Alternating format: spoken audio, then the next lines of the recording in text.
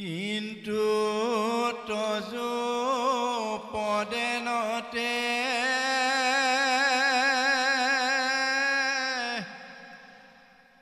একান্ত প্ৰেমৰতে ৰোকমুৰ নৌকান কাম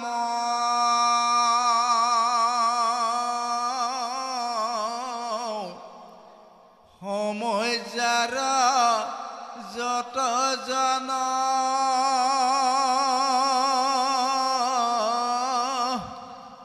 ৰৌকমধ বৰ্তমন ডাকচাৰে বোলাৰাম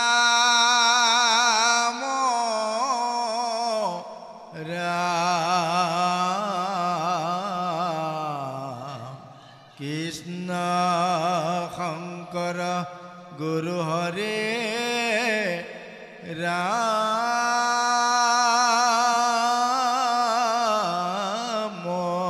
ৰাম হৰে ৰাম ৰাম ৰাম জয় কৃষ্ণ। আমাক লাষ্টত ক'লে নিৰন্তৰে বোলাৰাম ৰাম হয়নে গোসাঁইসকল? নিৰন্তৰ শব্দ নি শব্দে কি জানে? পানী। ত্ৰ শব্দে তাৰমানে তোৰণি নাই। যেনেকৈ এখন নদী দিনে ৰাতিয়ে বৈ আছে, কেতিয়াবা বাৰু নদীখনে কৈছেনে হেৰি মোৰ ভাগৰ লাগিছে মই এতিয়া ববা নোৱাৰোঁ বুলি কয়নে? হয়, দিনে ৰাতিয়ে সি বৈ আছে, ভাগৰ নাই। তাৰ লগত আমাক কি মিলালে জানে? আমাৰ প্ৰত্যেকে কয় নিজা দেহত পঞ্চটা প্ৰাণবায়ু, আৰু 5টা আছে বাৰু, মই সেইটো লৈ যোৱা নাই। প্ৰথম অপানবায়ু, প্ৰাণবায়ু 2টা, নহয়নে? প্ৰাণবায়ুটোৱে গৈ আছে, অপানবায়ু আহি আছে। যদি এতিয়াই অপানবায়ুৱে কয় থাক মই নকওঁ আৰু বুলি যদি কয়, মোৰ এতিয়াই পঞ্চদংগত হ'ব, কামে শেষ, হয়নে? এই 2টা বায়ু 24 ঘণ্টাত 21,600 বাৰ অহা যোৱা হৈ আছে। বাপৰি বাপ। হয়, কেতিয়াবা বাৰু কৈছেনে? আমাৰ যদি প্ৰাণবায়ুটোৱে কয়, এতিয়া আমাৰ চাকৰিয়ালসকলে মন কৰিবচোন, আজি বোলে দেওবাৰ, আগতে আমি সৰুকালতে আছিলে দেওবাৰে ছুটি, তাৰ বাহিৰে আৰু ছুটি নাই। কিন্তু আজিকালি এনেকুৱা উলিয়াই ল'লে, ছেকেণ্ড চেটাৰ, ফ'ৰ্থ চেটাৰ, হাবি জাবি উলিয়াই ছুটিয়ে ছুটি। কালিৰ পৰা যদি আমাৰ হৃদয়ত থকা প্ৰাণবায়ু অপানবায়ুৱে কয় আমিও ছেকেণ্ড চেটাৰ কৰিম বুলি যদি কয়, গোটেই সভা শেষ নহ'ব মানুহ, হয়নে? গতিকে 21,600 বাৰ 24 ঘণ্টাত অহা যোৱা হৈ আছে। তাত আপোনাসকলে এবাৰ দুবাৰ ঈশ্বৰৰ নাম লোৱাৰ যত্ন কৰক। আৰু এই 2টা আমাৰ প্ৰাণবায়ু অপানবায়ু। আৰু এটা বায়ুৰ নাম কি আছে দেহত? তাৰ নাম সমান বায়ু। আমি যিবোৰ আহাৰ খাম, এইবোৰ আহাৰ একদম ধুনীয়াকৈ গুটিয়াই মানে সানি এক কৰি পেলাব, টপলা কৰি দিব। আৰু তাৰপাছত এটা বায়ুৰ নাম আছে উদ্যান বায়ু। উদ্যান বায়ুটো এনেকুৱা আমাৰ পেটত মেচিন, সেইটো সঁচি মানে এপিনে ৰস উলিয়াইছে, এপিনে সিঠা উলিয়াইছে, তাত কৰি আছে। আৰু এটা নাম ব্যান বায়ু। ব্যান বায়ুটোৱে তেতিয়া ভগাই আছে কোনে কি পাব। হয়, শিৰে কি পাব, নখে কি পাব, লোমে চুলিয়ে কি পাব, তেজে মাংসই কি পাব, হাড়ে মগজুৱে কি পাব ইত্যাদি সি ভাগ কৰি আছে, তাৰ নাম ব্যান বায়ু, হয়নে? এতিয়া মন কৰক, আমি খাই থোৱা আহাৰখিনিৰ পৰা 46টা ভাগ উলিয়াব, 46টা ভাগ উলিয়াব। যেনেকৈ ডিগবৈৰ পৰা তেল আহি আছে, শোধনাগাৰ তেল চাফাই কৰি আছে, তাত 46টা ওলাল। কি ওলাল? পেট্ৰল ওলালে, কিবা তেল ইত্যাদি গৈ সদৌ শেষত যায় আলকাটা ওলালে, তাৰো পাছত যায় সাৰ ওলালে গৈ শেষ 46টা। গতিকে আমাৰ এতিয়া প্ৰথমে কি ওলাব জানে? এই তাত ওলায় পেট্ৰল, আমাৰ ওলায় পুৰুষসকলৰ কাৰণে বীৰ্য, আইসকলৰ কাৰণে তাকে কয় ৰেতস প্ৰথম। গতিকে আমি যিবোৰ খাম তাৰ পৰা সি জন্ম হ'ব। যদি তমগুণী আহাৰ মদ মাংস খাই থৈছোঁ তাৰ পৰা সি জন্ম হ'ব অত্যাচাৰী সতী সন্তান হয়নে আৰু আপুনি যদি দেৱভোগ খাই পেলাই যদি আপোনালোকে নাৰী পুৰুষ লগ হৈছে তেনেহ'লে তাৰ পৰা দেৱতাৰ নিচিনা ধুনীয়া সতী সন্তান জন্ম হ'ব গতিকে সেই উঠি অহা যুৱক যুৱতী প্ৰজন্মসকল আপোনালোকে খাদ্যৰ নিৰ্বাচন কৰিব পাৰিলে সৎগুণী আহাৰ বেছি খাব তেনেহ'লে আপোনালোকে সৎগুণী সতী সন্তান তোলাৰ সুবিধা এটা নিশ্চয় পাব বাৰু গোবিন্দ যাওক অৰাম বদতি কপিল হৰি শুনা মহাসতী বঢ়িয়া একবিধ মাত্ৰ পুনু নিৰ্গুণ ভগতি অৰামে জ্ঞান কৰ্মে তীৰ্থে বৰ্তে নকৰিলা মন সুধি সবৃশ্বাসে লৈও মোহত সৰ মূৰ গুণ গণ কষ্ট বনে ত্ৰিখন নিষ্কামে মোহত যায় নিজয় মন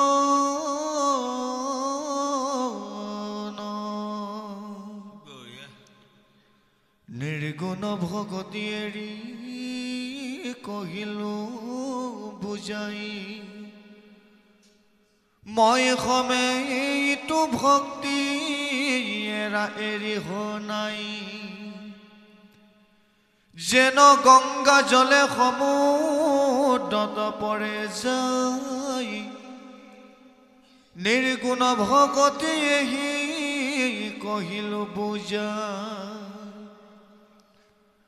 মোৰ ভক্ত সমপুনো নিষ্কাম হয়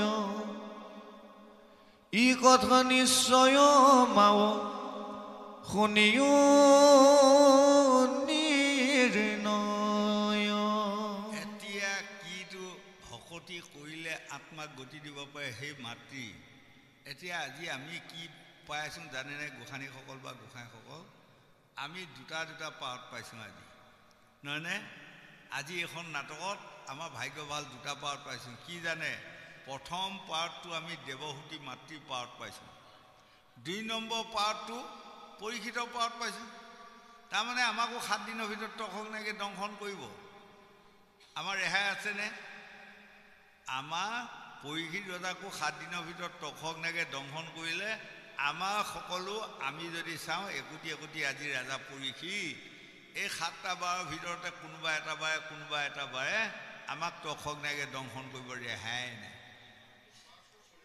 চলিতে আছে যেনিবা কাৰোবাক সোমবাৰে হয়নে কাৰোবাক মঙলবাৰে কাৰোবাক বুধবাৰে কাৰোবাক শুক্ৰবাৰে বাৰটো বেলেগ বেলেগ কিন্তু 7টা দিনৰ ভিতৰতে যাক ধৰিব কালে তাক ৰাখিব কি উজা ফালে সেইকাৰণে ভিগুৱাদী বাৰমুণীসকলে জ্যোতিষত লিখিছে যাৰ দিন পৰিব খালত লাও কোমোৰা নুঠে ছালত টানি ধুই তোলাই দিবা ছালত গোট নধৰি ডালত যদি আপুনি টানি ধুইও যদি ছালত উঠাই দিয়ে নালাগে ডালত মানে গোট নধৰে ডালত মানে ছালত নালাগে হয়নে গতিকে আমি যদি ভকতি কৰিবা আমি সাধু গুৰু বৈষ্ণৱৰ সংগ লৈ যদি ভকতি কৰা হয় তেনেহ'লে সেই ভকতিতহে আমাৰ নিষ্কাম ভকতি আহিব ভোমোৰাৰ সংগত গৈ গোবৰ লোৱাই মধু কৰে পাণ বিক্ৰমাদিত্য ৰজাৰ মাথাত উঠি গংগাত কৰিলে স্নান হয় এদিন এটা গোবৰ লোৱা এটা ভোমোৰা তেওঁলোকে সখী পাতিলে সখী পাতি গোবৰ লোৱাটোৱে ক'লে সখী অহাকালিলৈ মই আপোনাক আমন্ত্ৰণ কৰিলোঁ মোৰ গৃহলৈ যাব পাছদিনাখন ভোমোৰাটো গোবৰ লোৱা গৃহলৈ গ'ল যোৱাৰ লগে লগে গোবৰ লোৱাটোৱে নতুন সখী আহিছে বুলি বৰ আনন্দ আৰু শান্তি আৰু হয়নে আৰু সি কি আহাৰ আনি দিব জানে তেওঁ অন্তত্য পাপ কৰাৰ ফলত এইটো জন্মত গোবৰ লোৱা হৈ গোবৰ ভেৰ খুচৰি খুচৰি আহাৰ খাই আছে সেই আহাৰকে আনি ভোমোৰাটো আগত দি কৈছে আৰু সখী বেয়া নাপাব খাওক আৰু ভোমোৰাটোৱে বেচেৰা শুহি চাই খাব নোৱাৰি বোলে ক'লে সখী অহা কালিলৈ মই আপোনাক আমন্ত্ৰণ কৰিলোঁ মোৰ গৃহলৈ যাব পাছদিনাখন গোবৰ লোৱাটো ভোমোৰাৰ গৃহলৈ গ'ল যোৱাৰ লগে লগে ভোমোৰাটোৱে গোবৰ লোৱা সখীয়েকক লগত লৈ এই বিক্ৰমাদিত্য ৰজাৰ ফুলৰ বাগানখনত গৈ তেওঁ মানে ইটো ফুলত সিটো ফুলত পৰি পৰি ফুলৰ ৰস খাই ফুৰি আছে গোবৰ লোৱাটোৱেতো একো বুজি পোৱা নাই সখীয়েকৰ পাছে পাছে ফুৰিছে আৰু হয়নে যাওঁতে যেতিয়া এবেলা গ'ল তেতিয়া ভাবিছে সখীয়ে যে ফুলবোৰত মুখ দিয়ে বাৰু কি পায় কিবা পায় ময়ো এটা ফুলত মুখ দি চাওঁ ৰ এই বুলি সূৰ্যকান্তি ফুল এটাতে মুখ দিলে দি যেতিয়া মুখখনে যেতিয়া ফুলৰ ৰস পাই পেলাই খালে তেওঁতো বোলে সাত পুৰুষত নাই গাই কঢ়িয়ালৈ ডুবিব যায় সাত পুৰুষত খাই নোপোৱা ৰস এটা যেতিয়া খালে মুখ বৰ মজা পাই পেলাই মুখখন আৰু বেছিকৈ দবাই দিলে হয়নে আৰু বেলি বহাৰ লগে লগে সূৰ্যকান্তি ফুলটো জাপ গ'ল গোবৰ লোৱাটো তাতে সোমাই গ'ল হয় ভোমোৰাই এৰি থৈ গুচি গ'ল পাছদিনা ৰাতিপুৱা বিক্ৰমাদিত্য ৰজাৰ মালি আহি ফুল ছিগি লৈ যাওঁতে সেই ফুলটোকো লৈ গৈ ৰজাক দিলেগৈ ৰজাই ঈশ্বৰৰ সেৱা গুৰু মন্ত্ৰ জপ কৰি লাহেকৈ সেইটো ফুলকে মাথাত ল'লে লোৱাৰ লগে লগে তেওঁ এজন মহাগুণী জ্ঞানী শিক্ষিত পণ্ডিত ৰজা তেওঁ মাথাত উঠাৰ লগে লগে তেওঁ গোবৰ লোৱা সকলো পাপ নাশ হৈ গ'ল আৰু গৈ যেতিয়া গংগাত স্নান কৰাৰ লগে লগে গোবৰ লোৱাটোৱে নিজৰ ভেলটো পেলাই থৈ আত্মাটো বৈকুণ্ঠলৈ গ'ল সেইটোকে কৈছে ভোমোৰাৰ সংগত গৈ গোবৰ লোৱাই মধু কৰে পাণ বিক্ৰমাদিত্য ৰজাৰ মাথাত উঠি গংগাত কৰিলে স্নান সেই লোকসকল আপোনালোকে বা আমি গোবৰ লোৱা হৈ আছোঁ নহয়নে বাৰু এতিয়া আপোনালোকে বেয়া নাপাব আকৌ নহয়নে পোনে পোনে বেয়া পালে মই যোৱাৰ পাছত লাগি উঠি আকৌ কক মুঠে এইজনক এইভাৱে নামাতিবিয়া দেই হা আমাক চবকে গোবৰ লোৱা বনাই থৈ গ'ল হয় বাৰু আপোনালোকৰ লগতে ময়ো এটা গোবৰ লোৱা বুলি ধৰি লওঁ তেওঁ বেয়া নাপাব এতিয়া আমাৰ যেতিয়ালৈ আমি ভোমোৰাৰ লগত সখী পাতিব নোৱাৰিম নাজানিম বা যত্নও নকৰিম তেনেহ'লে আমি কোনোদিনে আমাৰ চাৰিটা কাম নহ'ব যদি ভোমোৰাৰ লগত সখী পতা যায় চাৰিটা কাম হ'ব প্ৰথম কামটো ফুলৰ ৰস খাব পাম দ্বিতীয়ত বিক্ৰমাদিত্য ৰজাৰ মাথাত উঠিব পাৰিম ৩ নম্বৰত গংগাত স্নান কৰিব পাৰিম 4 নম্বৰত আমি বৈকুণ্ঠত যাব পাৰিম নহয়নে গতিকে এতিয়া আৰু এই ফুলৰ বাগান কোনখন জানে এইখন আজি চাওক এইখন হ'ল বিক্ৰমাদিত্য ৰজাৰ ফুলৰ বাগান আজি আমি তাত মৰিগাঁৱৰ পৰা আহি মই এটা গোবৰ লোৱাই আপোনালোকৰ এইখিনি হেৰি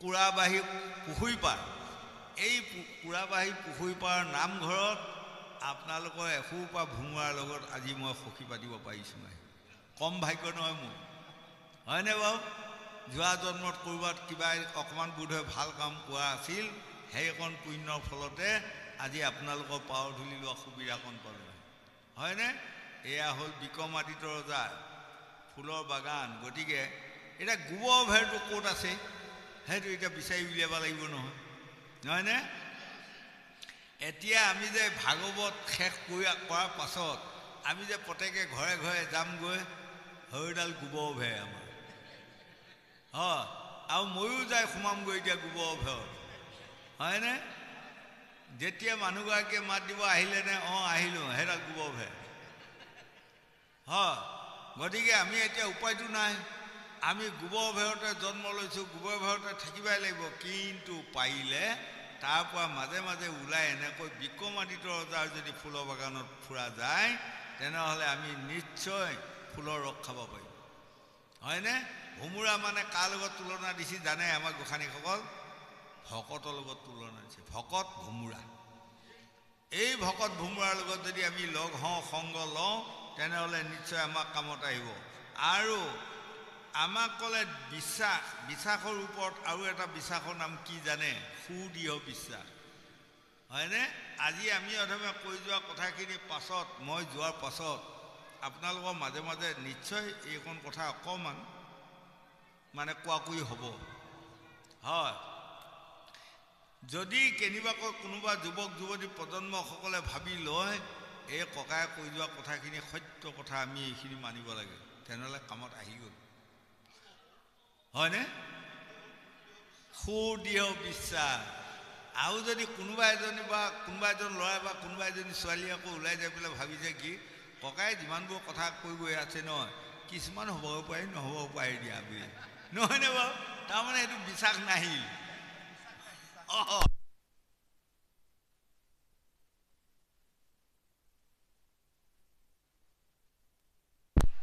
তেতিয়াহ'লে আমাৰ কামত আহিব। যেন গংগা জল সমুদ্ৰত পৰে যায়, নিৰ্গুণ ভকতি এহি কহিলো বুজায়। গংগাৰ জলত স্নান কৰাৰ পাছত আৰু বাকী জলত স্নান কৰিব লাগেনে? গংগা জলত স্নান কৰাৰ লগে লগেতো দেহ প্ৰাণ শুদ্ধিয়ে হ'ল, আৰু ক'ত স্নান কৰিব লাগে? তদু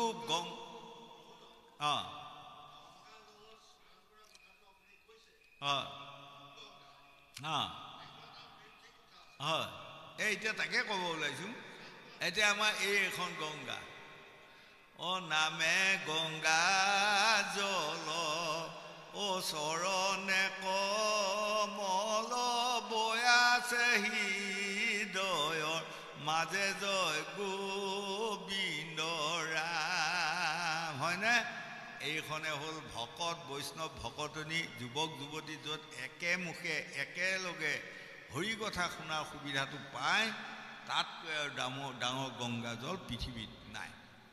গতিকে আমি ভকত গংগাৰ লগত যদি আমি এই জলত যদি স্নান কৰিব শিকা হয়, তেনেহ'লে আমাৰ সকলো কামত আহিব বুলি 4 বেদ 14 শাস্ত্ৰ 18 পুৰাণে আমাক বুজাইছে। গোবিন্দ অৰামে খালৈক সমীপ মূৰ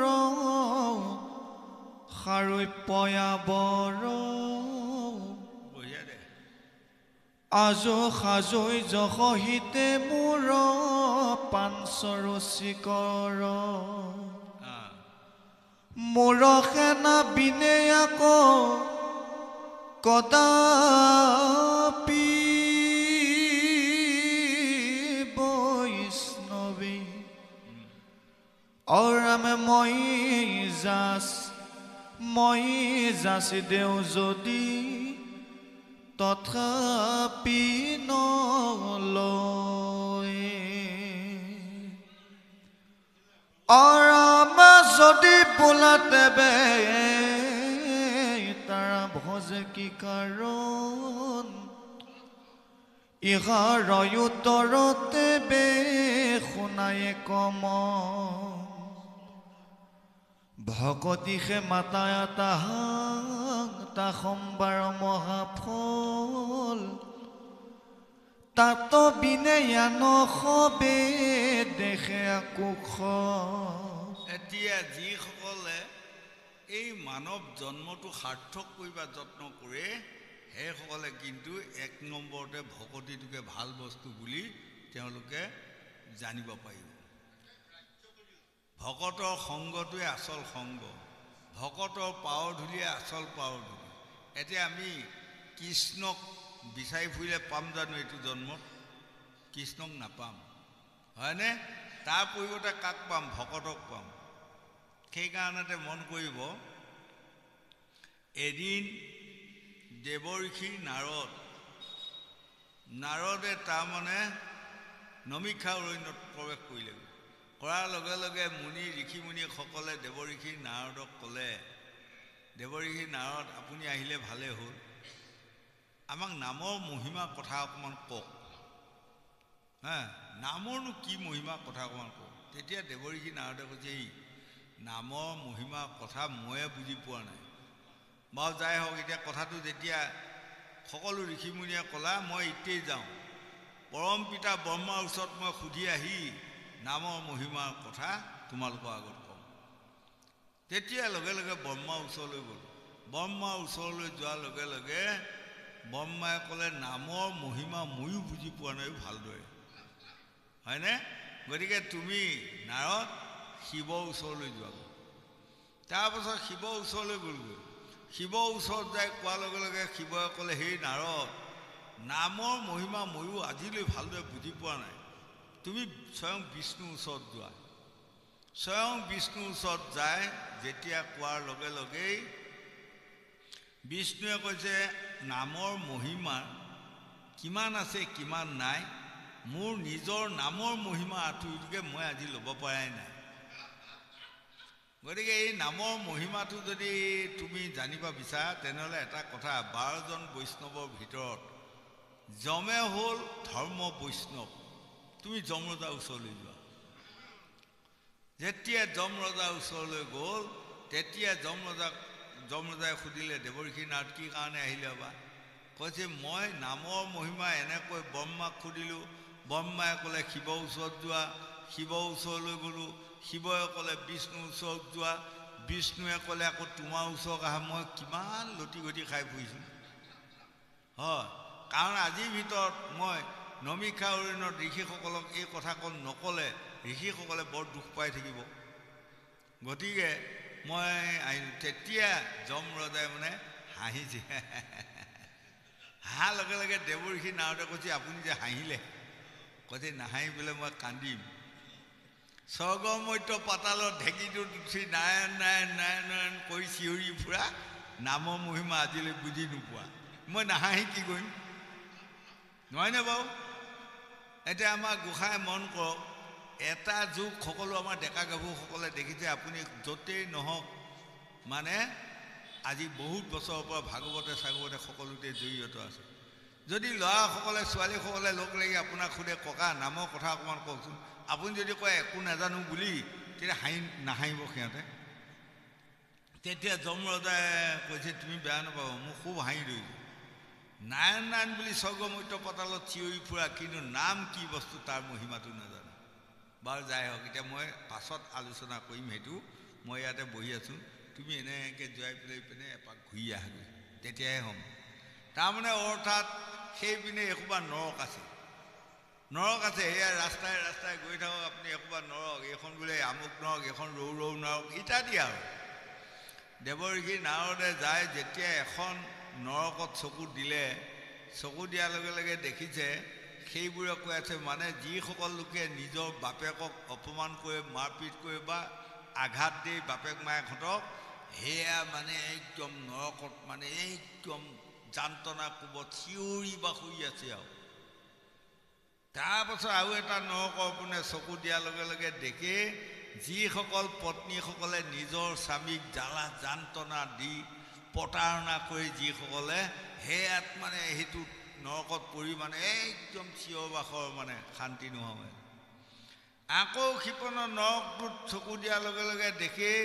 যিসকলে বিয়া কৰাৰ পাছত নিজৰ পত্নীক অৱহেলা কৰে দুখ দি যান্ত্ৰণা দি সেইসকল পুৰুষক তাত পেলাই থৈছে মানে চিঞৰ বাখৰ কৰি হুলস্থুল লাগি আছে হয়নে আকৌ এটা নৰকত চোৱাৰ লগে লগে দেখে এই পৃথিৱীত জন্ম লৈ যিসকলে ঠগ প্ৰবঞ্চনা লুচা পাজি কৰি ফুৰাসকলক তাত থৈ দিছে সিহঁতে মানে একেবাৰে মানে হুলস্থুল লাটা পিটা পাৰি আছে তেতিয়া কিন্তু দেৱৰ্ষি নাৰদে কবাই নোৱাৰিলে তৎক্ষণাতে নাৰায়ণ বুলি ক'লে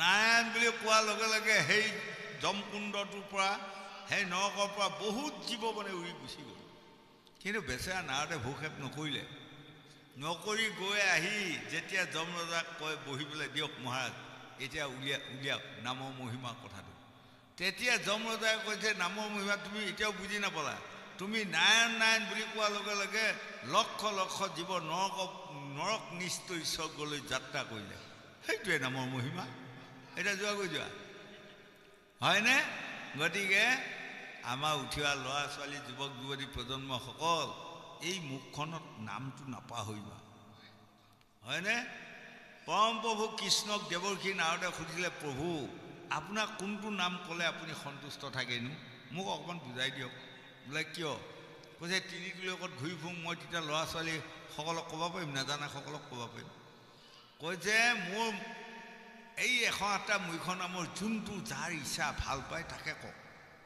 আজিৰ পৰা আমাৰ ল'ৰা ছোৱালী যুৱক যুৱতীসকল কোনোবাই কৃষ্ণ বুলি কোৱাটো ভাল পায় সেইটোকে অনাবত কৃষ্ণ কৃষ্ণ বোলা অভ্যাস কৰক কোনোবাই গোবিন্দ ভাল পায় কোনোবাই মধুসূদন ভাল পায় কোনোবাই নাৰায়ণ ভাল পায় কোনোবাই হৰি ভাল পায়, কোনোবাই ৰাম ভাল পায়, যোনে যি নাম ভাল পায় তাকে লোৱা অভ্যাস কৰ। অভ্যাসে নৰ কৰ্ণপথে কৰে খৰ। তেনেহ'লে সেই অভ্যাসতে যদি কেনিবাকে মৰাৰ সময়ত যদি আপোনাৰ সেইটো নাম আহি গ'ল, এই লগে লগে বৈকুণ্ঠক যাব। হয়নে নহয় কওক? এটা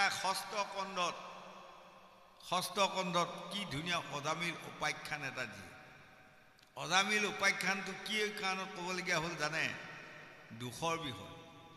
যেতিয়া শুকদেৱে গংগাৰ পাৰত পঞ্চম স্কন্ধ ভাগৱত প্ৰথমে কৈছিলে, এইখন চন্দ্ৰতাপ দেখিছা কোলা, তুমি একান্ত চিতে ভাগৱত শুনি যোৱা ৰজা, যেতিয়া আকাশৰ ফালে চাবা কোলা চন্দ্ৰতাপখন কোলা গুচি বগা হ'ব, তোমাৰ সকলো দুখ ভুল অপৰাধ পাপ নাশ হ'ব, তুমি আত্মাক গতি দিবা। হয়নে? তেতিয়া ভাগৱত গাই যাওঁতে পঞ্চম স্কন্ধ ভাগৱত গুচি গ'ল। পৰীক্ষিতৰ পিনে চোৱাৰ লগে লগে পৰীক্ষিতে কান্দি আছে আৰু একে দুই চকুৰে হৰাহৰ পানী বৈ আছে পৰীক্ষিত ৰজা। তেতিয়া শুকদেৱে কৈছে, ৰবাচোন ৰাজা, তুমি যে কি কান্দিছা, তোমাক মায়ে পালে কিন্তু তুমি বাচিব নোৱাৰিবা, অধোগতি যাবা।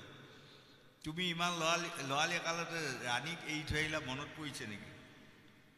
তাৰ কাৰণে কান্দিছা? না তুমি ৰাজসিংহাসন এৰি থৈ আহিলা, মনত পৰিছে নেকি? তাক লৈ কান্দিছা। হয়নে?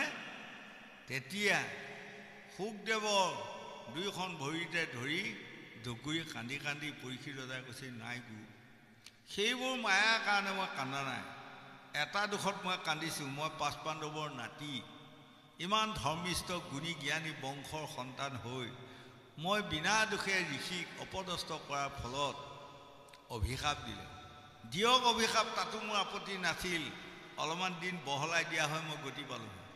কিন্তু মুঠে দিলে 7টাহে দিন, 7টা দিনত মই কেনেকৈ গতি পাম? মই জানি গ'লোঁ 100 কোটি 200 কোটি জন্ম মই কুকুৰ চিগাল গাহৰি গৰ্ভত জন্ম বৰকচু খাই ফুৰিব লাগিব, মই ৰেহাই মোৰ নাই। গতিকে গুৰুদেৱ, মই এই চিন্তাত মই কান্দিছোঁ, মই আত্মাক কেনেকৈ গতি দিম? এই তেতিয়া শুকদেৱে পৰীক্ষিতৰ চকুলো মচি দিছিল। মচি দি ক'লে, ৰজা ধৈৰ্য ধৰা, তুমি কৈছা অলপমান দিন বহলাই দিয়া হয় মই গতি পালোঁ, তুমি গোটেইকেইটা দিন পাইছা। যদি কেনিবাকৈ শিঙিমুনি মুখত আহিলে হয়, নিমিষৰ ভিতৰতে তোমাক তৎক্ষণাকে দংশন কৰক, কথাই শেষ, পঞ্চতংগত। কিন্তু তেওঁৰ মুখত আহিল 7 দিনৰ ভিতৰত তৎক্ষণাকে দংশন কৰক। তুমি দিন গোটেইকেইটা পালা, এই 7টা দিনেহে ঘূৰি আছে, আৰু দিনটো আৰু বেলেগ দিন নাই নহয়, তুমি গোটেইকেইটা পালা। এতিয়া মই তোমাক কাহিনী এটা কম, শুনা। এজন ব্ৰাহ্মণ, মহাপাপী ব্ৰাহ্মণ, হয়নে? হৰিৰ নামৰ শুনিও মহিমা সাৱধানে কৰা চিত, অজামিল নামে আছিলে ব্ৰাহ্মণ বেইছাত ভৈলা প্ৰতীত। হয়, বিপ্ৰ ঔৰসে বেইছাৰ গৰ্ভত 10 পুত্ৰ জাত ভৈলা, অতি দয়া তাৰ কনিষ্ঠ পুত্ৰ নাৰায়ণ নাম থৈলা। তেওঁৰ 10টা পুত্ৰ, এজনী বেইছানীক বিয়া কৰিলে, বেইছানী গৰ্ভত 10টা পুত্ৰ হ'ল, অতি সৰু ল'ৰাটোৰ নাম হ'ল নাৰায়ণ। অনেক অধৰ্ম কৰন্তে বিপ্ৰ আয়ু ভৈলা সমাপত, ভয়ংকৰ 3 গোটা যমদূত আগে ভৈলা উপথিত। কালফুৰা সফুৰা বেং কামোৱা 3টা যমদূতে এডাল পাক জুই এডাল লোহাৰ ডাং লৈ হাজিৰ হ'ল। বামনক ধৰি জীৱ বাজ কৰি, বান্ধিলন্ত হাতে তুলি, ভয়ে অজামিলে পুত্ৰক ডাকিলে, ঐ আশা নাৰায়ণ কুলি। দেখিছেনে? লগে লগে যেতিয়া যমদূতে টাঙন ধৰিলে, কৈ তেতিয়া মানে কৈছে, অ' বোপা নাৰায়ণ ক'ত আছ, মোক ৰক্ষা কৰ, অ' বোপা ডুগুৰি টুমুনিয়াইছে, অ' বোপা। মৰণতে বিপ্ৰ মুখত শুনিয়া হৰি কীৰ্তনৰ বাণী, হৰি নাম লৈলা বুলি খেদি আহিলা, বিষ্ণুদূত 4 পানী, বৈকুণ্ঠত বিষ্ণু বহি আছিল, লগে লগে তেওঁৰ আসনখন লৰচৰ হৈ গ'ল। যোৱাৰ লগে লগে তলৰ মৈত্ৰ পিনে চোৱাৰ লগে লগে দেখি বাপৰে মহাপাপী অজামিলে নাৰায়ণ নাৰায়ণ বুলি ক'লে এই যোৱা যোৱা যোৱা যোৱা ৰক্ষা কৰাগৈ 4টা বিষ্ণুদূতে যায় কৈছে এই মূৰ্খ যমদূত তোমালোকৰ নিচিনা অজ্ঞানী মূৰ্খ পৃথিৱীত নাই দেই বোলে কাৰণটো তেওঁ নাৰায়ণ বুলি ক'লে তথাপিও তোমালোকে বান্ধি লৈ ইমান যান্ত্ৰণা দি আছা তেওঁ পাপ সকলো নাশে হ'ল হয়নে তেতিয়া কালপুৰা খপুৰা বেংকামুৱা 3টা যমদূতে সমানে কৈছে তেওঁ আছলি নামটো লোৱা নাই এইটো নকলিটোহে লৈছে বুলি কৈছে হয়নে তাৰমানে আচল ভগৱানৰ নামটো লোৱা নাই পুতেকৰ নামহে নাৰায়ণ লৈছে এই তেতিয়া বিষ্ণুদূতে কৈছে আচল নকল প্ৰশ্ন নাই পাহৰা সোমৰা প্ৰশ্ন নাই হয়নে ভুল শুদ্ধ প্ৰশ্ন নাই তেওঁৰ মুখত নাৰায়ণ আহিছিল নে নাই কৈছে নাৰায়ণ বুলি কৈছে যেনিবা পুত্ৰ নাৰায়ণ বুলি তেনেহ'লে তাৰ চব পাপ নাশ হ'লে এৰি দিয়া লগে লগে এই অজামিলৰ আত্মাক বৈকুণ্ঠক পঠিয়ালে আজি গংগা পাৰত শুকদেৱে পৰীক্ষিতক কৈছে ৰাজা এই আখ্যানটো মই তোমাক শুনোৱাম তুমি ধৈৰ্য সহকাৰে ভাগৱত শুনা গতিকে 5ম স্কন্ধ যোৱালৈ কুলাচন্দ্ৰতা বগা হোৱা নাই যেতিয়া 6ষ্ঠ স্কন্ধৰ পৰা অজামিল উপাখ্যানৰ পৰা ভাগৱত কৈ যোৱা হ'ল লগে লগে চাই ক্ৰমান্বয়ে কুলাচন্দ্ৰতা বগা হৈ গৈ আছে হয়নে গতিকে আমাৰো এতিয়া মন কৰিব এখন কুলাচন্দ্ৰতা ক'ত আছে জানে মায়াৰ কুলাচন্দ্ৰতা আমাৰ প্ৰত্যেকৰে নিজা নিজা দেহাত আছে হয়নে যদি এনেধৰণে শাস্ত্ৰ ভাগৱত শুনি সাধু গুৰু বৈষ্ণৱ ভকত ভকতনীসকলৰ পাও ধূলি মাথাত লোৱা অভ্যাস কৰি যাওঁ লাহে লাহে এখন কুলাচন্দ্ৰতা বগাই এদিন হ'বই গোবিন্দ